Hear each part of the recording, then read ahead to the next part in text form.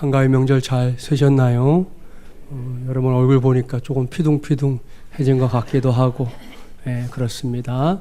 멀리 다녀온 성도들의 경우에는 뭐 여독이 좀 남아있을 수는 있겠지만, 그래도 더도 말고 덜도 말고 한가위만 같아라 하는 말도 있으니까요. 주님의 날인 오늘을 기해 또 한 주간을 살아갈 수 있는 새 힘 곧 얻는 우리 모두가 되기를 주님의 이름으로 축복합니다. 서로 축복할까요? 신본주의 신앙으로 무장합시다. 당신은 하늘에 속한 사람입니다. 할렐루야. 오늘은 신본주의 신앙으로 무장하자 세 번째 시간입니다. 오늘은 하나님과의 신실한 우정의 열매라는 제목으로 하나님의 말씀을 전하도록 하겠습니다. 사실 이 제목은 보기에 따라서는 매우 불경스럽게 여겨질 수 있습니다. 우리가 오늘도 믿고 섬기는 하나님, 전능하신 하나님입니다. 무소부재하시는 하나님입니다. 전 또한 창조주 하나님이시고 위대한 하나님이십니다. 그런 하나님에 비하면 우리는 참으로 보잘것이 없는 존재들이죠. 무엇보다 허물투성입니다. 여전히 죄악에 쌓여 살아가고 있는 인생들입니다. 물론 가끔이긴 하지만 우리 안에 기특하게 여길 수 있는 그런 구석이 아예 없는 것은 아닙니다. 지난주에도 말씀드렸지만 종종 스스로 자기 머리 한번 이렇게 쓰다듬어 줄 만한 그런 삶을 살 때도 있지요. 그럼에도 불구하고 우리를 감히 하나님과 견줄 수 있겠습니까? 어림도 없는 일입니다. 그런데요, 하나님의 말씀인 성경은 이러한 우리의 생각을 철저하게 거부합니다. 성경은 분명하게 말씀합니다. 우리가 우리 자신을 어떻게 생각하든 그러한 우리의 생각과 관계없이 하나님께서 우리를 친구로 삼기를 원하신다. 이렇게 말씀합니다. 마침 요즘 성경 통독 중이니까요. 그런 관심을 가지고 성경을 쭉 읽어보십시오. 하나님께서는 믿음의 조상인 아브라함을 친구다 그렇게 부르셨습니다. 이사야 41장 8절 말씀 들어보십시오. 그러나 나의 종 너 이스라엘아, 내가 택한 야곱아, 나의 벗 아브라함의 자손아 그랬습니다. 하나님께서 아브라함을 뭐라고요? 나의 벗이다, 나의 친구다 그렇게 부르고 있는 것이죠. 이것이 하나님의 뜻입니다. 하나님의 생각입니다. 구약 성경에만 이런 기록이 있느냐? 아닙니다. 요한복음 15장 우리 잘 아는 말씀일 텐데요. 몇 절 읽을 거니까 한번 찾아나 보시죠. 신약 174쪽입니다. 요한복음 15장에 가서 우리 한번 15절 말씀을 먼저 봉독해 볼 텐데요. 자막에 나와 있으니까 같이 한번 읽어볼까요? 이제부터는 너희를 종이라 하지 아니하리니 종은 주인이 하는 것을 알지 못함이라. 너희를 친구라 하였노니 내가 내 아버지께 들은 것을 다 너희에게 알게 하였음이라. 아멘. 할렐루야. 사랑하는 마주물 예랑 가족 여러분, 이 말씀을 보십시오. 이 말씀을 봉독할 때 무엇을 느끼게 됩니까? 그야말로 황송무지로소이다, 이거 아닙니까? 다시금 진지하게 자기 자신을 살펴보세요. 어떻게 감히 나같이 죄로 똘똘 뭉쳐진 사람이 하나님의 친구가 될 수 있습니까? 이것은 그야말로 어불성설입니다. 그러나 기억하십시오. 그것은 어디까지나 나의 생각, 우리의 생각일 뿐이에요. 우리는 자기 자신을 너무나 잘 알기 때문에 감히 하나님과 친구가 될 수 없다 이렇게 생각하는데요. 하나님은 동일한 이유 때문에, 그러니까 우리를 너무 잘 아시기 때문에 오히려 우리와 친구가 되기를 원하신다는 걸 기억해야 합니다. 이렇게 서로 상반된 두 생각의 차이를 하나로 꽉 묶어주는 위대한 사건이 2000년 전 우리가 살고 있는 이 세상 한복판에서 일어났습니다. 그 사건은 우리 주님 예수님의 십자가 사건입니다. 죄인들을 대신하여 물과 피를 다 쏟으시고 십자가 위에서 완전하게 죽으신 그 죽음의 사건 말입니다. 그 사건이 있기 전에 우리는 그야말로 죽을 수밖에 없는 죄인, 지옥의 형벌에 던져질 죄인들이었습니다. 세상에서 의롭게 살아노라 이렇게 자부하는 사람도 죄인이라는 멍에를 피해갈 수 없었습니다. 의인은 없나니 한 사람도 없도다. 이것이 인간의 실존이에요. 그러나 예수님께서 우리의 죄를 대신해서 십자가 위에 달려 죽으신 이후 모든 것이 달라졌습니다. 예수 그리스도의 십자가 사건을 나를 구원하기 위한 위대한 사건으로 솔직하게 인정하고 받아들인 사람이라면 누구에게나 하나님은 놀라운 신분의 변화를 약속하고 있습니다. 로마서 5장 10절 말씀인데요. 잘 들어보세요. 곧 우리가 원수 되었을 때에 그의 아들의 죽으심으로 말미암아 하나님과 화목하게 되었은즉 화목하게 된 자로서는 더욱 그의 살아나심으로 말미암아 구원을 받을 것이니라. 아멘.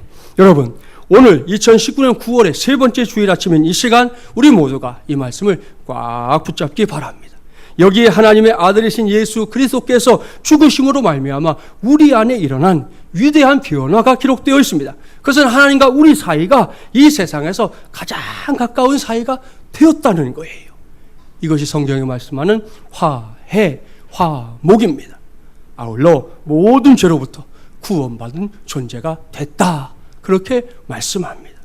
하나님의 예수 그리스도로 말미암아 우리 안에서 일어난 이러한 변화를 잘 알고 있는 분입니다. 그래서 하나님은 기꺼이 우리의 친구가 되어주려 하는 거예요. 언젠가 한자어로 친구를 지기라고 한다는 거 말씀드린 적이 있어요.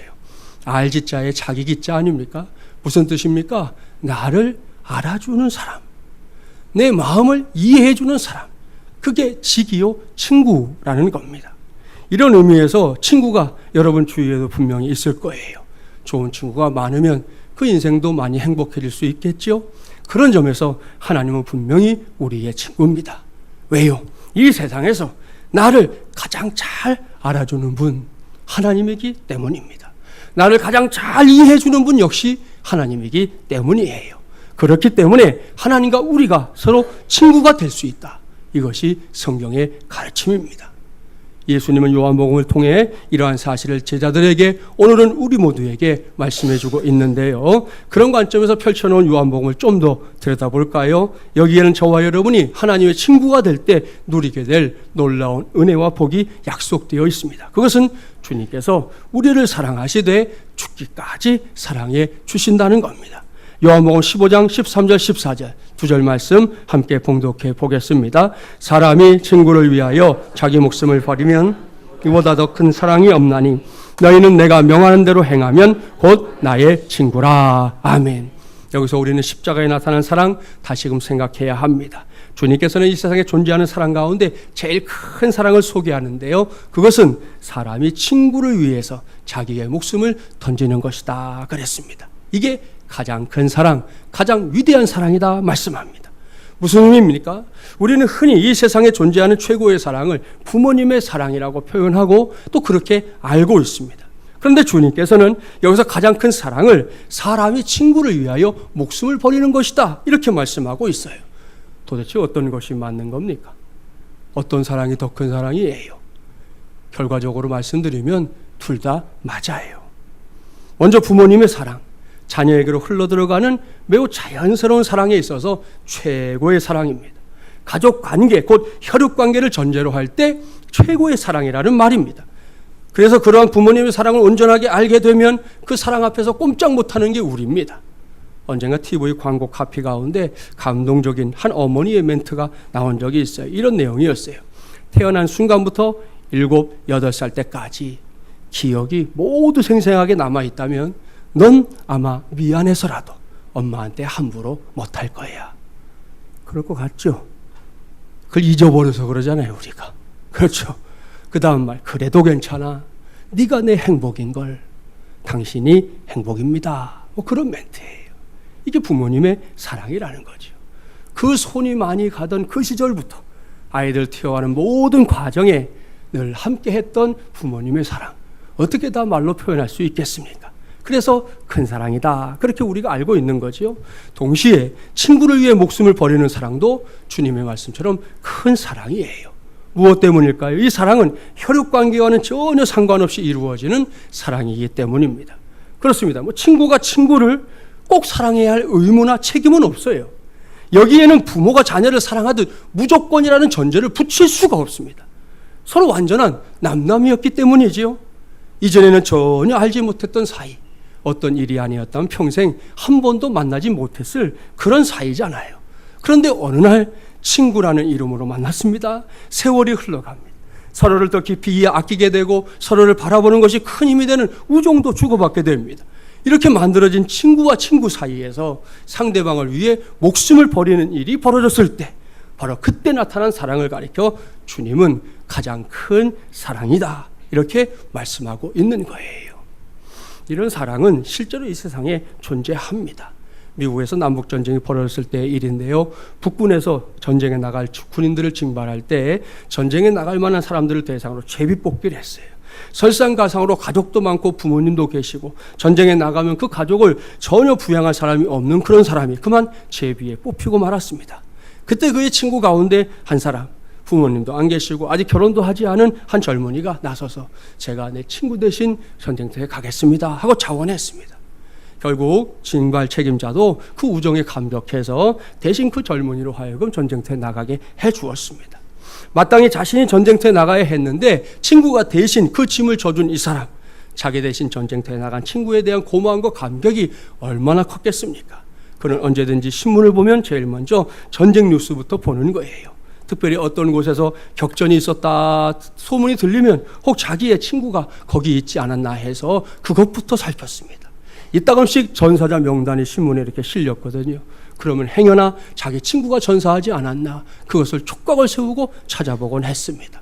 그러던 어느 날 매우 큰 격전이 있었는데 불행하게도 그만 그 친구가 그 전쟁터 한복판에 있게 되었습니다. 그 다음에 신문에 난 기사를 보니 전사자 명단에 그 친구의 이름이 떡하니 올라와 있는 거지요. 그 신문을 보고 이 사람은 눈앞이 아득해졌습니다. 곧 그 전쟁터에 찾아가서 자기 대신 죽은 친구의 시신을 모셔다가 가족 공동묘지에 묻고요. 그의 이름을 쓰고 그 아래에 이렇게 썼습니다. 그는 나를 위하여 죽으시다. 이렇게 묘비를 세워 주었다고 합니다. 사랑하는 마주물레랑 가족 여러분, 이것이 주님께서 말씀하시는 가장 큰 사랑이에요. 동시에 이 사랑은 장차 예수님께서 우리를 위해 행하실 가장 큰 사랑이기도 했습니다. 무슨 말인지 아시죠? 예수 그리스도께서는 우리를 위하여, 독생자이신 예수 그리스도께서는 우리를 위하여 죽으셨습니다. 그것이 십자가의 사랑이에요. 지금도 그 십자가 앞에는 이러한 묘비가 세워져 있다는 걸 우리는 기억해야 합니다. 그는 나를 위하여 죽으시다. 그는 나를 사랑하시되 죽도록 사랑하셨다. 할렐루야. 오늘 집에 돌아가거들랑 꼭 시간 내서 여러분 성경 통독하시고 통독하면서 성경 구석구석을 살펴보세요. 성경 곳곳에서 하나님께서 십자가의 사랑으로 우리에게 말씀하시는 음성 꼭 들을 수 있습니다. 누가 뭐라고 해도 넌 나의 친구야. 그리고 난 너의 친구야. 그렇습니다. 2000년 전에 저 골고다 언덕에 세워졌던 십자가로 말미암아 하나님과 우리 사이가 더 이상 남남이 아닌 친구가 될 수 있는 이 놀라운 복이 우리 모두의 것이 되어버린 겁니다. 이 시간에 우리 모두가 그러한 주님의 사랑 확실하게 붙잡게 되기 바랍니다. 이것은 그저 막연하게 느끼는 그런 사랑이 아니에요. 가슴 절절히 실체를 체험할 수 있는 주님의 사랑이 저와 여러분 안에서 강물처럼 흐르게 되기를 바랍니다. 그 사랑을 확실하게 붙잡을 때 우리 모두가 하나님의 신실한 친구가 되는 것은 물론이고요. 그 우정의 열매 풍성하게 맺게 될 줄 믿습니다. 그뿐이 아닙니다. 거기서부터 제대로 된 신본주의 신앙이 우리 안에도 굳건하게 세워지게 될 줄 믿습니다. 자, 이러한 사실을 염두에 두고 오늘 주신 본문으로 들어가 보려고 합니다. 우리보다 한참 앞서서 하나님과 신실한 우정의 열매를 맺으며 살았던 한 사람이 등장합니다. 그는 모세입니다. 이 말씀에서 우리는 하나님의 참사랑과 놀라운 은혜에 목격하게 되는데요. 오늘 주신 말씀 바로 앞에 다른 한 사건이 있었습니다. 그것은 출애굽한 이스라엘 백성들이 시내산에 올라가서 모세가 하나님을 만나고 있는 동안 산 아래에서 송아지 우상을 만들어서 섬겼던 사건입니다. 이 일에 대해 하나님께서 대노하셨습니다. 하나님은 이스라엘 백성을 다 진멸하고 모세 너로 새로운 민족을 이루어 주겠다 말씀했습니다. 그런데 모세는 하나님의 근사한 그 제안을 거절합니다. 모세는 자신의 유익에 관심을 두지 않았던 겁니다. 그런 도리어 민족을 위하여 중보기도 했습니다. 그 기도는 결국 응답받았는데요. 하나님께서 모세의 기도를 들으시고 이스라엘 백성들을 진멸할 계획을 철회하게 됩니다. 그러고 나서 오늘의 본문입니다. 그런데 이렇게 우상숭배 사건이 해결되는 와중에 하나님께서 이미 말씀하셨다는 한마디가 모세의 마음속에 마치 10년 묵은 채증처럼 꽉 차 있었습니다. 그것이 무엇인지 볼까요? 본문으로 가셔서 12절과 13절 말씀 함께 봉독해 보겠습니다. 본문 12절 13절입니다. 모세가 여호와께 아뢰되 보시옵소서 주께서 내게 이 백성을 인도하여 올라가라 하시면서 나와 함께 보낼 자를 내게 지시하지 아니하시나이다. 주께서 전에 말씀하시기를 나는 이름으로도 너를 알고 너도 내 앞에 은총을 입었다 하셨사온즉 내가 참으로 주의 목전에 은총을 입었사오면 원하건대 주의 길을 내게 보이사 내게 주를 알리시고 나로 주의 목전에 은총을 입게 하시며 이 족속을 주의 백성으로 여기소서. 통독의 범위는 지나갔는데요. 기회가 될 때 출애굽기 32장부터 오늘의 본문이 33장을 쭉 한번 읽으면서 모세의 모습을 한번 살펴보세요. 마치 떼쟁이를 보는 것 같아요. 떼쟁이 모세가 10년 묵은 채증처럼 여겼던 게 뭐냐? 그것은 출애굽기 33장 3절에 기록된 대로 하나님께서 가나안 땅을 향해 행군하는 이스라엘 백성들과 더 이상 동행하지 않겠다 말씀하신 겁니다.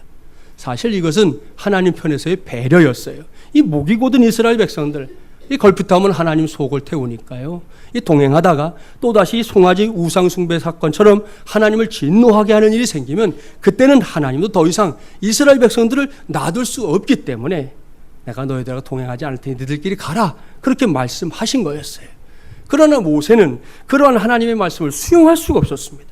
한번 생각해 보세요. 모세가 이 삭막하게 짝이 없는 광야까지 이스라엘 대군을 이끌고 나온 것이 누구 때문입니까? 아니, 누구를 믿고 시작한 모험입니까? 하나님 때문입니다. 가장 좋은 친구가 되어주시는 하나님 때문이었단 말입니다. 옳습니다. 하나님이 계시기 때문에, 하나님께서 명령하셨기 때문에 모세는 이 엄청난 일을 감당하는 선봉에 설 수 있었던 거예요. 여기서 출애굽기 3장과 4장 말씀을 한번 떠올려 보세요. 일개 촌부를, 그것도 나이가 80세나 된 모세를 하나님께서 호렙산 떨기나무 불꽃 가운데서 부르셨습니다. 그것도 그저 지나가는 행인 부르듯 하셨나요?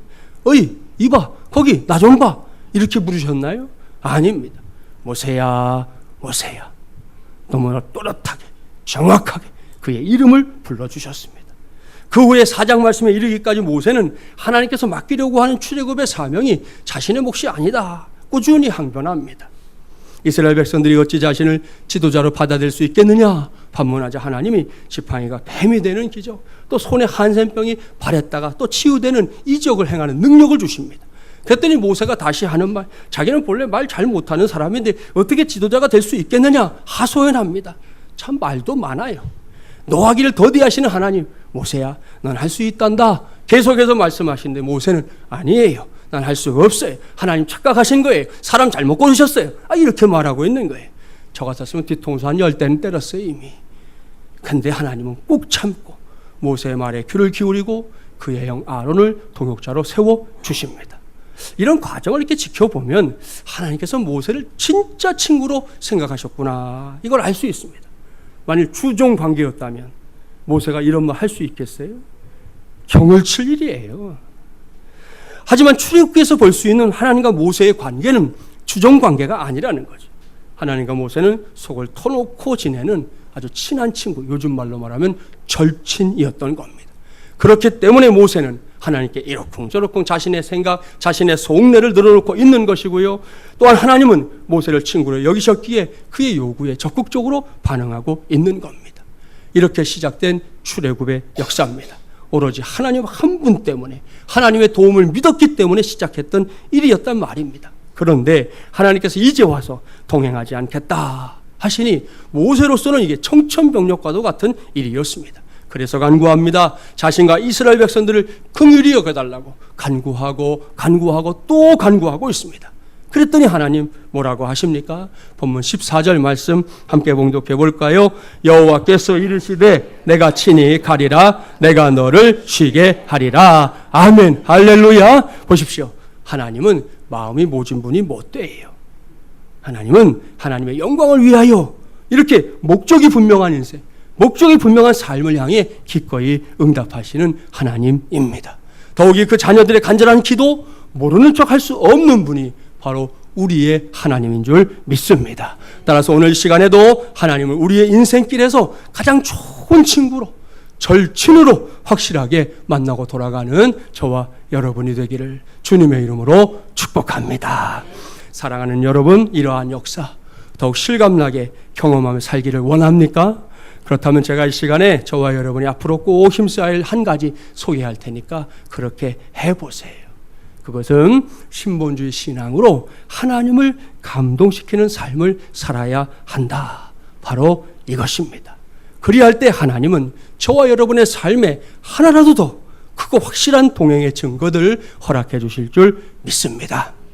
한동대학교의 초대 총장이고 명예총장을 역임했던 고 김영길 박사님 아시나요? 이분은 하여튼 인터넷에서 사진을 이렇게 찾아보면 항상 저민소예요. 저 얼굴. 그 이웃집 아저씨처럼 후덕한 이미지잖아요.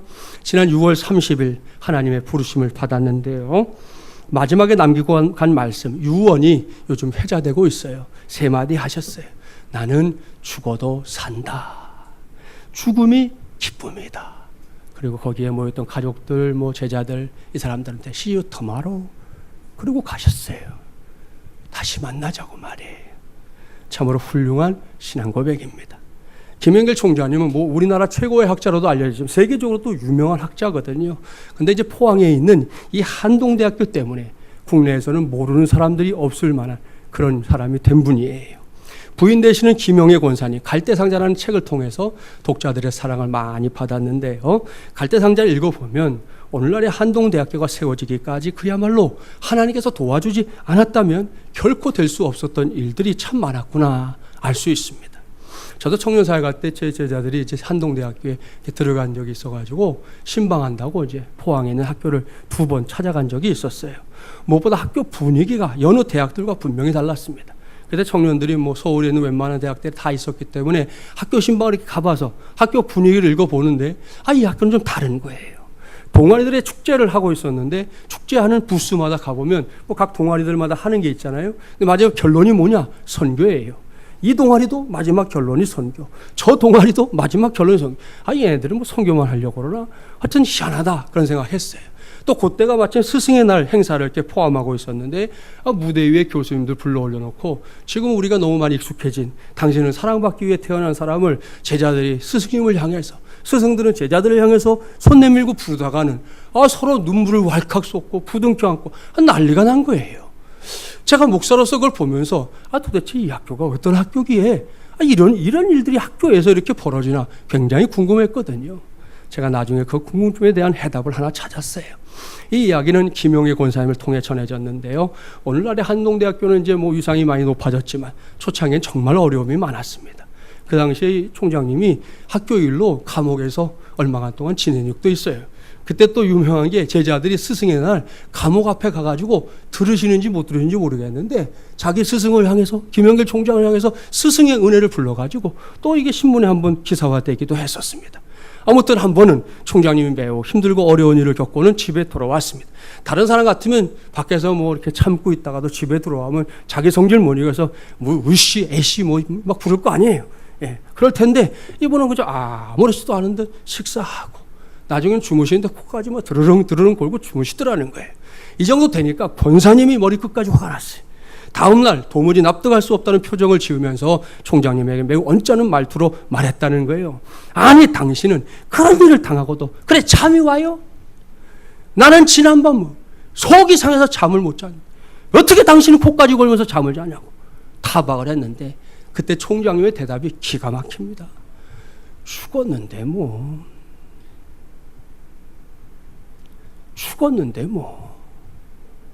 이 한마디에 권사님이 말문이 막혔다는 거예요.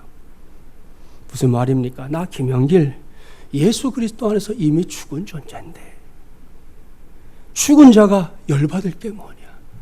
죽은 자가 화낼 게 뭐냐? 도리어 부인 권사님에게 반문했던 거예요. 여러분 이것이 김영길 총장님이 마지막까지 붙잡고 살았던 신본주의 신앙이었어요. 내가 살고 있는 지금의 나는 예수 안에서 죽고 새롭게 태어난 나라는 거예요. 원래 예수 믿던 분도 아니에요. 미국에 교환 교수 갔는데 부인이 너무 교회 열심히 가니까 심심해서 집에 혼자 있으니까 심심해하고 부인 따라갔는데 부인이 너무 열심히 믿으니까 도대체 이 인간이 왜 이렇게 열심히 믿나 그거 알아보려고 신앙서도 쌓아놓고 책을 읽다가 밤에 예수님을 영접한 사람이 김영길 총장님이에요. 그런 사람이 평생 붙잡은 거. 죽었는데 뭐. 그거 가지고 살았어요. 생각해 봅시다. 김영길 총장님만이 아니라 누구든 이렇게 산다면 하나님께서 감동하실까요? 감동 안 하실까요? 틀림없이 감동하십니다. 감동하고 나시면 어떻게 하실까요? 예, 하나님 어떻게 하실지 보여드릴 건데 셋 하면 나와요. 하나, 둘, 셋. 예, 이렇게 기뻐하며 웃으십니다. 그리고 자신을 감동시킨 사람들의 삶에 보다 적극적으로 또한 더욱 왕성하게 역사하여 주십니다. 이건 역시 틀림없어요. 따라서 오늘날의 한동대학교는 하나님을 감동시키는 신본주의 신앙으로 살았던 김영길 총장님을 통해 하나님께서 이루셨던 위대한 역사였다. 이렇게 말해도 과언이 아닐 겁니다. 사랑하는 마주물야랑 가족 여러분 꼭 기억하십시오. 우리가 하나님을 감동시키는 삶을 살면 그때부터 우리의 삶의 질이 달라지는 거예요. 물론 우리는 이미 하나님께 이것저것을 구하는 삶에 매우 익숙해져 있어요. 그것도 필요합니다. 그러나 가끔씩이라도 좋으니 거기서 한 걸음만 더 나가보면 어떨까요? 그것은 우리의 친구가 되길 기뻐하시는 하나님을 진하게 감동시켜 드리는 거예요. 매우 적극적인 신앙 자세로 성경에 말씀하는 예수 믿는 사람의 삶으로 그 신본주의 신앙으로 말입니다. 그리할 때 우리 모두는 하나님께서 모세의 기도와 간구에 적극적으로 응답하신 것과 똑같이 놀라운 은혜를 우리 삶의 자리에서 말씀 그대로 누리게 될 줄 믿습니다. 여기서 말씀을 마치기 전에 본문 말씀 속에서 한 가지만 더 살피려고 합니다. 제가 말씀을 읽어가면서 오늘 주신 말씀 중에 가장 감격스러운 말씀 가운데 또 하나는 바로 본문 17절 말씀이에요. 17절 함께 봉독해 볼까요? 여호와께서 모세에게 이르시되 내가 말하는 이 일도 내가 하리니 너는 내 목전에 은총을 입었고 내가 이름으로도 너를 알미니라. 아멘. 모세에게는 이미 하나님께서 자신의 이름을 친히 불러주셨던 체험이 있었습니다. 호렙산 위에서 그는 자신의 귀를 의심할 만큼 깜짝 놀랐어요. 너무나 또렷하게 모세야 모세야 자신의 이름을 부르는 음성 들었기 때문입니다. 사실 이것 때문에 모세가 여기까지 올 수 있었다 이렇게 말할 수도 있습니다. 그런 모세가 그 크신 은혜를 다시금 확인하고 있는 겁니다. 얼마나 감격스러운 일입니까? 동일한 은혜가 저와 여러분에게도 있다는 사실 꼭 믿기 바랍니다. 모세만 그 이름으로 아시는 하나님이 아니에요. 우리의 이름도 친히 아시고 기억하시고 불러주시는 하나님인 줄 믿습니다. 저는 이러한 하나님 그저 눈꽃만큼이라도 닮아보려고 늘 성도들의 이름 외우기 위해 애씁니다. 종종 어떤 성도들은 제가 여러분의 이름 외우는 것을 거저먹는 줄 알아요. 예? 목사님 원래 이름 잘 외우시니까 그냥 넘어가려고 그래요. 그냥 넘어가지 마세요. 저도 여러분의 이름 외우려면 애써야 돼요. 새로 새 가족이 오시면 만나서 이렇게 이야기를 나누는 동안 계속 머릿속으로 그분의 이름을 되뇌는 거예요. 그러고 나서야 그 이름이 외워지는 거지. 한번 띡 들었는데 어떻게 외울 수 있겠습니까? 오늘도 아까 우리 새 가족 기도해 줬는데 아들이 군대 가거든요. 교회는 아직 안 왔어요. 그 아이 이름이 최승혁이에요. 제가 기억하고 있어요. 교회 한 번 안 왔지만 우리 성도의 아들이니까 외우는 거예요. 여러분 그렇게 이름 한번 외우는데 그 거저먹기로 되겠어요? 그렇게 하는 이유는 한 가지. 어떤 자리에서든 기왕이면 여러분의 이름 불러주고 싶기 때문이에요. 송 장로님 그래도 되겠지만 송은종 장로님 이렇게 하려고 외우는 거라니까요. 여기서 우리는 이름이 갖고 있는 가치를 떠올려야 합니다. 먼저 사전적인 정의를 볼까요? 우리만 사전을 보면 이름이 뭐냐? 송, 김, 이, 박 같은 성 아래에 붙여서 다른 사람과 구별하는 명칭이다 그랬습니다. 넓은 의미로 본 성과 이름을 모두 합쳐서 이름 이렇게 표현하기도 하지요.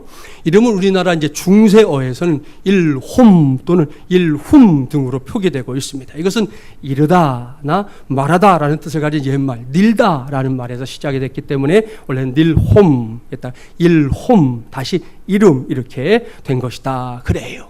자, 왠지 아시죠? 사람들이 그를 이르는 것이 그의 이름이기 때문이에요. 아담도 경험했지요. 하나님이 동물들을 데리고 오니까 아담이 부르는 게 이름이 됐잖아요. 바로 그거가 똑같은 거예요. 흔히 호랑이는 죽어서 가죽을 남기고 사람은 죽어서 이름을 남긴다 그럽니다. 그래서 어느 나라를 가든 사람들에게 다양한 이름들이 붙어 있는 걸 볼 수 있고요. 이름마다 사연들도 많아요. 요즘에는 태명이라고 해서 엄마 뱃속에 있을 때부터 이름을 지어놓는 경우들도 많지요. 사랑이, 소망이, 튼튼이, 대박이 등등이 있어요. 옛날에는 개똥이, 소똥이, 말똥이, 이쁜이, 갓난이 등등이 이름이었어요. 저희 친할머니가 갓난이셨어요. 예, 예. 이것은 호환이나 마마 등등으로 아이들이 쉽게 세상을 떠나던 그 시절에 그러한 애군들이 아이의 이름을 모르게 하기 위해서, 또는 귀한 아기일수록 오래 살게 하겠다고 흔한 이름으로 불러야 오래 산다, 그런 생각들이 있었기 때문입니다. 제 기억으로는 아주 오래전 일이에요. 요즘에는 개그라고 하지만 예전에는 코미디라고 했잖아요. 이 코미디의 TV에 나왔던 한 코너, 아마 기억하는 분들도 있을 거예요. 손이 귀한 집안에 태어난 한 아들에 관한 이야기죠. 부모는 아들이 너무 귀했기 때문에 장수하라고 큰 돈을 주고 아주 긴 이름을 지어줍니다. 그 이름을 다 기억하는 분 있나 모르겠어요. 저도 중간까지는 잘 기억했는데 뒤엔 조금 모르겠더라고요. 이런 거였어요. 김, 수한무, 거북이와 두루미, 삼천갑자 동방사, 지치카포, 사리사사리다, 워리워리, 새뿌리까, 무두셀라, 구름이, 허리케인의 담벼라, 서생원의 고양이, 고양이는 바둑이, 바둑이는 돌돌이. 이 이름이에요. 한 사람의 이름. 자, 이 이름이 어떤 이름이냐? 동서고금을 막론하고 오래 사는, 그야말로 장수했던 사람들의 이름, 또 그리고 짐승들을 쭉 나열해 놓은 거죠. 대표적인 예가 무두셀라잖아요. 이게 코미디인데도 무두셀라가 나와요. 성경을 보면 이 사람은 에녹의 아들, 라멕의 아버지, 노아의 할아버지인데요. 이 사람이 성경에 나오는 인물 중에서도 최고령 969세를 살았던 사람으로 알려져 있지 않습니까? 그 밖에도 뭐 코미디를 위해 의도적으로 집어넣은 이름도 있는데요. 아무튼 이 이름들의 공통점은 장수예요. 장수. 그렇게 길고도 긴 이름인데요. 이런 부모로 이 이름을 지어준 부모의 마음 얼마든지 알 수 있죠. 딱 한 가지, 너무 귀한 아들이니 장수해라, 그런 거였죠. 그런데 그 코미디 결론 기억하세요? 이 아들이 우물에 빠졌어요. 그만. 진철이가 우물에 빠졌어요, 이러고 끝나야 되는데 김, 수한무, 거북이와 두루미, 삼천갑자 동광상, 지치카포사리, 사리사리다, 워리워리, 새뿌리깡, 무두셀라, 구름이, 허리케인의 담벼라, 서생원의 고양이, 고양이는 바둑이, 바둑이는 돌돌이. 그러고 났는데 이 말을 하다가 죽잖아요. 결국은 구할 시간 다 놓쳐가지고 뭐 그러고 끝나는 거예요. 아무튼 허무하기 짝이 없는 일이지만 이 외에도 다양한 형태의 이름, 다양한 의미의 이름들이 세상에 존재한다는 걸 우리가 다 알고 있습니다. 사랑하는 마주물 예랑 가족 여러분, 그렇다면 지금 저와 여러분의 이름은 어떤 이름입니까? 이름은 자신을 나타내는 브랜드다, 그렇게 말할 수 있잖아요. 여러분의 이름이 지금 어떤 이름이냐는 겁니다. 오늘 하나님과의 신실한 우정에 관해 말씀을 나누는 이 시간을 빌어 제가 바라기는 저와 여러분의 이름이 기왕이면 하나님의 주목을 받고 하나님의 복을 받을 만한 이름들이 되기를 주님의 이름으로 축복합니다. 무엇보다 다른 사람들이 그 이름을 보면 반갑고 또 슬며시 웃음도 나오고 나아가서 마음까지 행복해지는 그런 이름, 이런 이름이야말로 진짜 축복받은 이름 아니겠습니까? 그런 의미에서 다시금 호랑이는 죽어서 가족을 남기고 사람은 죽어서 이름을 남긴다는 사실을 꼭 기억하고 믿음 안에서 자기 이름 관리, 여러분 스스로가 하는 거예요. 누가 대신해 주지 않아요. 예수 믿는 나의 이름을 내가 잘 관리해내서 그 이름이 복받을 만한 이름 되기를 바랍니다. 그런 관점에서 본문 17절 말씀을 살피려고 하는 거예요. 하나님께서는 모세를 그저 세상에 존재하는 많은 사람들 중에 한 사람으로 보지 않았습니다. 하나님은 마치 이 세상에 존재하는 사람이라고는 모세 딱 한 사람밖에 없는 것처럼 그렇게 생각하면서 모세를 대하고 있어요. 그러니 놀라운 일이죠. 이것이 하나님과의 신실한 우정의 열매를 맺고 살아가는 사람들이 누리게 될 위대한 복, 신본주의 신앙이 받게 될 놀라운 복입니다. 그것을 생각하면서 본문 17절 말씀을 다시 한번 봉독하는데요. 이번에는 자기의 이름을 넣어서 봉독하도록 하겠습니다. 제가 예제를 만들어 드렸으니까 제 이름은 절대로 읽지 마시고 자기의 이름을 넣어서 읽으면 됩니다. 함께 봉독해 볼까요? 여호와께서 진철이에게 이르시되 내가 말하는 이 일도 내가 하리니 너는 내 목전에 은총을 입었고 내가 이름으로도 진철이 너를 알미니라. 아멘. 할렐루야. 사랑하는 마주물제랑 가족 여러분, 여기까지 저는 오늘 세 번째로 무장할 신본주의 신앙을 위해 하나님과의 신실한 우정의 열매에 관한 말씀 전했습니다.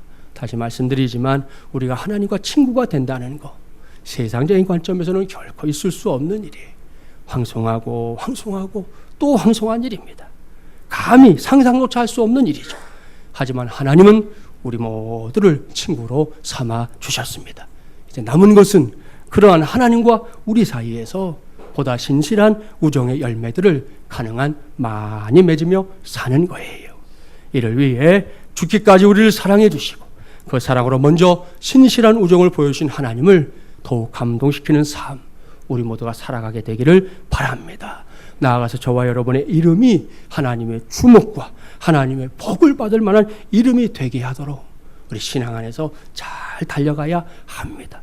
신본주의 신앙으로 무장할 때 이 모든 것이 가능하다. 오늘 쭉 말씀드렸습니다.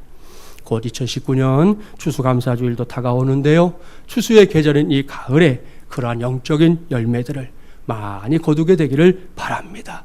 그래야 할 때 저와 여러분을 알되 이름으로도 아는 하나님께서 우리의 인생길에 확실한 인도자요 도움이 되어주실 줄 믿습니다. 오늘 이 모세처럼 그 놀랍고 위대한 역사의 주인공들로 당당하게 살아가는 저와 여러분이 되기를 주님의 이름으로 간절히 축원합니다.